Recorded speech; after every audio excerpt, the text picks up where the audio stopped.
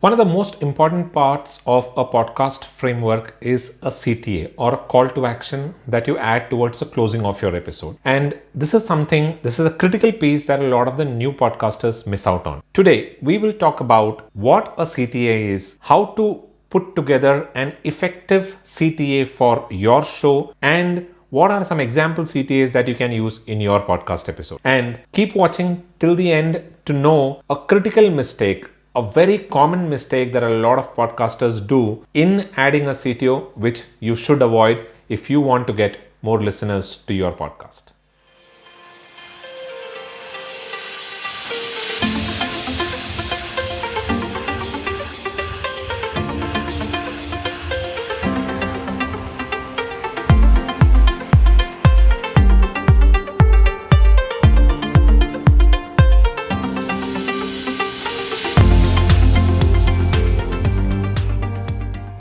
Hello and welcome to TPU TV. This is Dilip.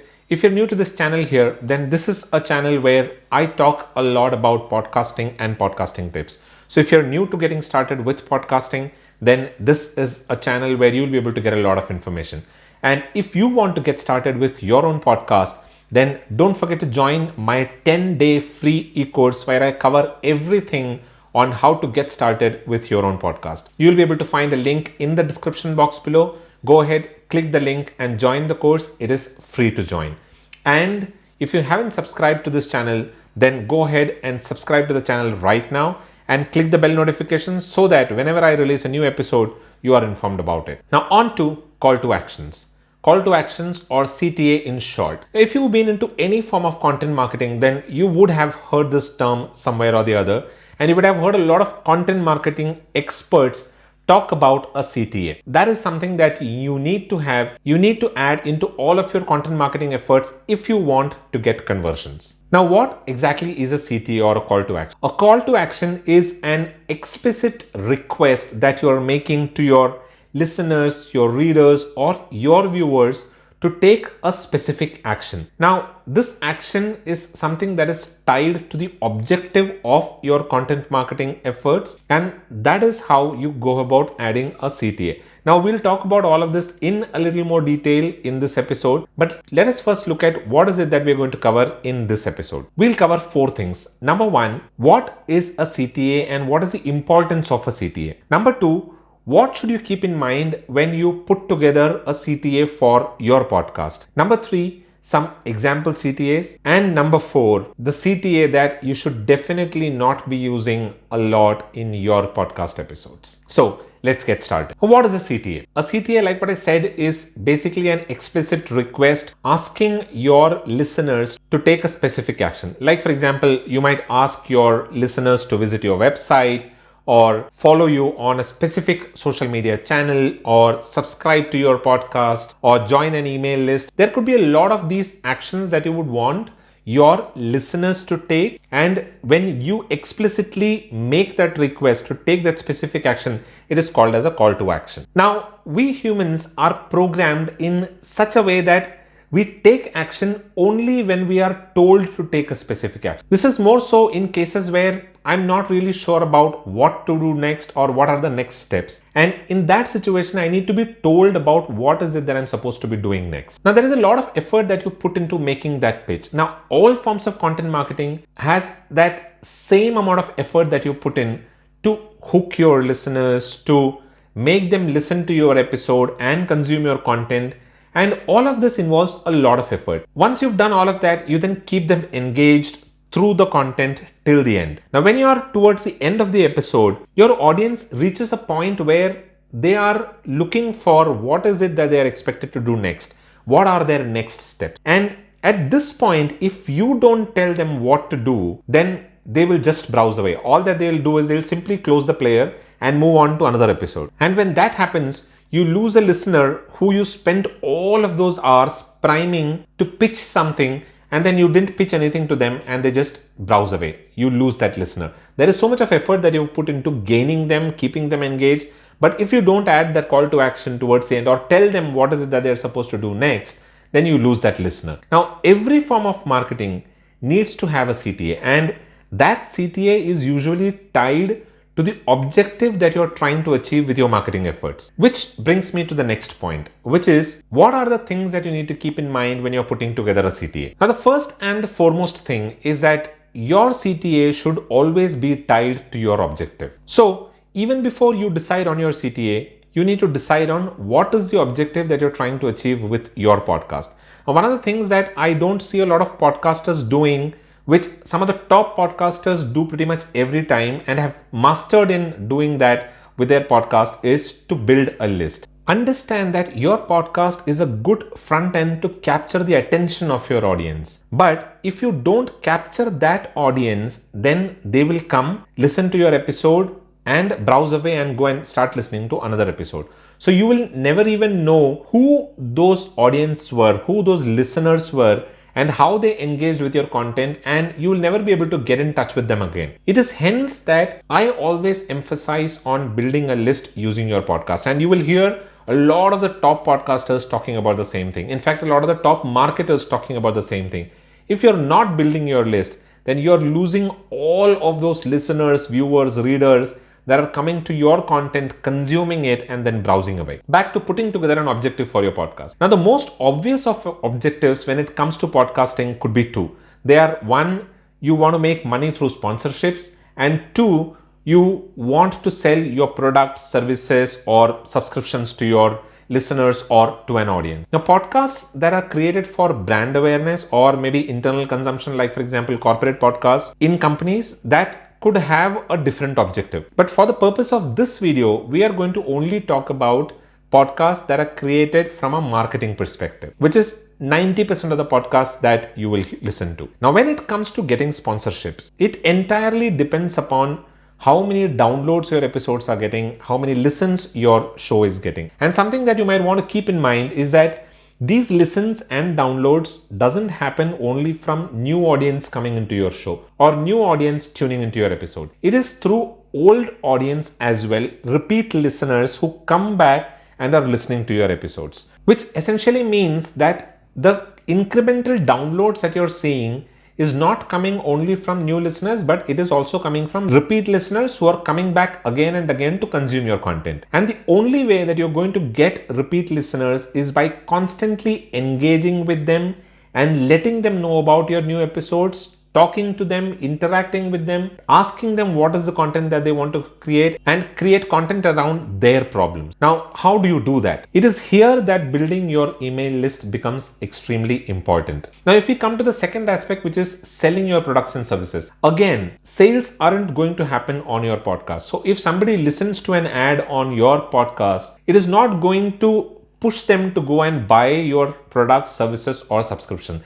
There might be some conversions happening definitely, but that is not going to satisfy the end objective that you're trying to achieve with your podcast. How is that going to happen? It is going to happen again through emails. You will have to interact with your audience multiple times, maybe 2, 3, or 4 times before they go and buy your products, your services, or your subscriptions. So that brings us to this one point. What could be that CTA that ties into these objectives? It could be to get your users to subscribe to your email list. Now, there could be multiple other such objectives and similar CTAs tied to those objectives. What I would recommend is you keep at least 3 to 4 different type of call to actions that you would want to use in all of your podcast episodes. When putting together a CTA, another thing that you would want to keep in mind is the simplicity. Understand that the lesser the resistance involved in taking an action, that you're asking your listeners to take, the better the conversions would be. Now, keep the CTA as simple as possible and as easy as possible for the listeners to act on. This CTA could be in the form of asking your listeners to visit your website for the show notes, a printable transcript, or maybe to download a handout or a template or a checklist with some advanced content that is related to the content that you've shared in the episode, and asking them to check the description to join your free course, etc. Or it could also be asking your listeners to check the link in the description to join your free e-course. But whatever it is, ensure that you're keeping the CTA simple so that there is not a lot of difficulty that your listeners are going to go through in order to take that specific action. Now, another important aspect when you're putting together CTAs is that you need to keep it to the minimum. Don't overdo it. Don't place too many call to actions and confuse your audience on what is it that they want to do. Be very specific, limit your CTAs to maybe only two and place them at different points so that they are not together and they don't confuse your listeners on what is the action that they should be taking. Now, what kind of CTAs work well? One of the CTAs that work extremely well, and this works in any form of content marketing, is offering people a content upgrade. A content upgrade basically is an upgraded content or maybe an additional valuable content to the content that you've already shared in your episode or in your blog post or in your video. Now, when you're offering a content upgrade, a listener has already been primed to that content. They've already listened to that content and they've engaged with that content. At that point, when you're presenting them with a content upgrade or giving them additional information, the chances of them going and clicking through to that to get that upgraded content increases, and the conversions could be extremely good. So one of the CTAs that I would recommend that you use is to put together maybe an upgraded form of content, which is an upgrade to the information that you've already shared in the episode, and asking your listeners to go through to subscribe and download that additional information. So the CTA could be to visit yourwebsite.com/free to download the additional template or to download the checklist or to download the additional information that you are offering them. These kind of CTAs work extremely well. Now, what you might want to keep in mind is don't use vague CTAs that don't trigger an action, like asking your listeners to write to you about their biggest problems. It is good. You can always do that, but this is something that you should keep to your emails. That isn't something that you should be using in your podcast, because they would never know where to write to, how to reach you, and they don't even know what they would gain from doing that. So these kind of CTAs can be extremely vague and the possibility of somebody taking action is very less. So what I would recommend is to use concrete CTAs that trigger actions from your listeners. The best CTAs that work is usually getting your listeners to go to your website and sign up or subscribe to your email list in order to get an information. The content upgrade is one piece that I spoke about. They could even download a printable transcript for your episode. You can put that behind a subscription form and get people to subscribe. You can give them additional episodes that you would have created, which is premium episodes, which they can get access to once they subscribe to your email list. So the best CTA that I would recommend that you use in your podcast is to get people to go to your website, a website where they can sign up and subscribe to something of value that you're offering. Now, when you're doing that, something that you might want to keep in mind is that it is always good to track the number of people who are coming to your website so that you know how is the conversions going. Now, I create specific links for every episode that I release, which is usually in the form of mywebsite.com/episode number. Now, what this does is this helps me track the number of people who are coming from each of those episodes. That way, I'm able to track my conversion. Now, my website is pretty easy to remember. It is a podcastinguniversity.com, and hence that additionally helps with the CTA. What I would recommend is to put together a very simple little website, a website where you can direct your listeners to, because that is one of the most essential pieces in converting your listeners into repeat listen. Now, another technique that you can use is to send your users to a specific link to maybe subscribe or download a template or a checklist. You can use a simple and easy to remember link. You can create that using maybe a tiny URL creation service like that of bit.ly.com, and it's free to use. So you can just put together a page somewhere and then shorten that link using bit.ly.com and give that link in your episode, which will be easy to remember for your listeners, and your conversions will be better. Another technique is to use an automation service like that of Zapier and use a dummy email address. What you could probably do is towards the end of the episode, you can add a CTA where you are asking your listeners to send a blank email to maybe abc@abc.com. And when they do that, they are automatically added to your subscriber list and they are sent the freebie that they are supposed to get. But this can be a little typical if you don't know how these automation services work.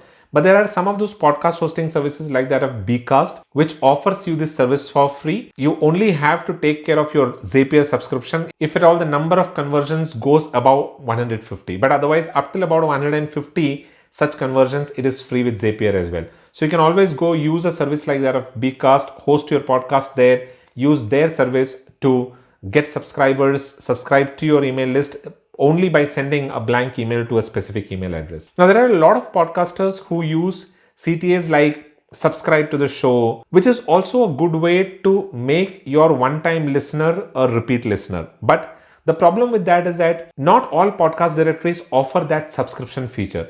Apple Podcasts give that feature, but if you look at some of the other podcast directories, not all podcast directories have that option of subscribing to the podcast or maybe rating and reviewing your podcast, which is something that I'll come to in a little while from now. But because this option isn't available with a lot of podcasting directories, and if your majority of the listeners are on some of the other podcast directories and not on Apple Podcasts, then that CTA, the conversions on that CTA will be pretty low. So that is something that you might want to keep in mind. What about the CTAs asking for reviews? Now, this is what I was talking about at the beginning of the episode. One of the most common CTAs that most podcasters use is to ask their listeners to review and rate their show on Apple Podcasts. Now, there is a section of marketers who say that these ratings and reviews on Apple Podcasts get or help in better rankings for the show on Apple Podcasts. Now, I too have done it for quite some time, and I do it occasionally on my podcast too, but the fact is that these reviews and ratings do nothing to the ranking of the show.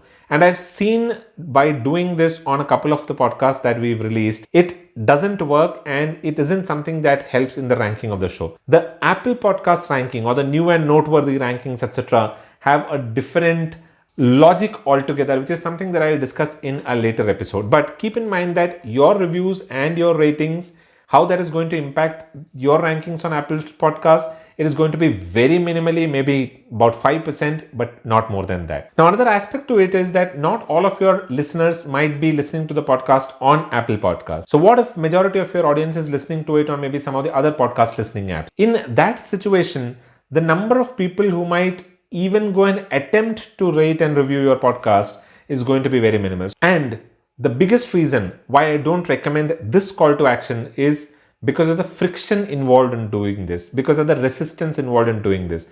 Now, writing a review on Apple Podcast isn't that easy. It is a lot difficult, and for people who don't have an iPhone, it is going to be even more difficult. It is hence that you will always see very low conversions on the CTA. You will not see a lot of people going and rating and reviewing a podcast. That is because people don't generally take the time out and go through all of those hoops to write a review and rate the podcast on Apple Podcasts. So why waste a CTA on something that isn't working, right? That is why I don't recommend putting a CTA that asks your listeners to rate and review your show on Apple Podcasts. I hope you found the information that I shared in today's video valuable.